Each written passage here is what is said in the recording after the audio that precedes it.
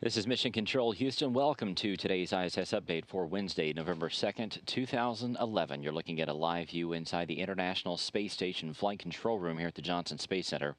This is the Orbit 2 team. It is being led today by Flight Director Dina Cantella.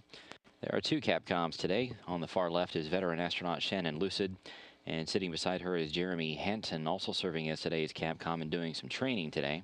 Of course, the big news of today is the arrival of the Progress 45 cargo craft to the International Space Station. That cargo craft successfully rendezvoused and docked with the International Space Station today at 6:41 a.m. Central Time. They've been working on getting the hatches open in between the International Space Station and that cargo craft. They will be doing an air sampling coming up here shortly just to make sure that the air inside is acceptable. And then they will begin the process of unloading that Progress over the next several days and weeks.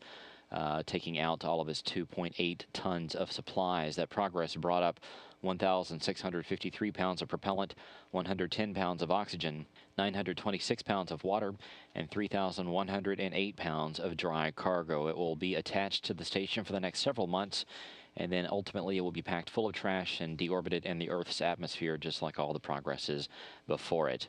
The crew also working on a variety of experiments today, including an eye exam for Expedition 29 Commander Mike Fossum, as well as Satoshi Furukawa, one of the flight engineers on board.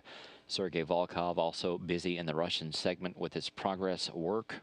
The crew is also going to be swapping out the lens on what is known as the Earth Cam. We talked about that earlier this week. This is a student-driven payload that's on board the International Space Station. There is a camera mounted in the window pointed down at the planet below, and through a series of commands sent through the internet, the students can actually program that camera to take different pictures of different man-made and natural occurring phenomena down on the planet. And then the students use those pictures in their classroom studies. So Mike Fossum will be working with that today. The crew also doing some routine housekeeping on board the station today. They're going to be cleaning out some of the ventilation that's there inside PMA-1. PMA-1 is actually the joint in between the Russian and U.S. segments. It binds the Zarya module, which was the first piece of the International Space Station launched back in 1998, with the Unity node, which was the first piece of the U.S. segment that was launched just a few short weeks after Zarya. Periodically, the crew has to clean those ventilation connections there in those modules that make sure that the air gets stirred and is acceptable for the crew members to live in. The crew also has some crew Earth observations today, including Pakistan, St. Lucia.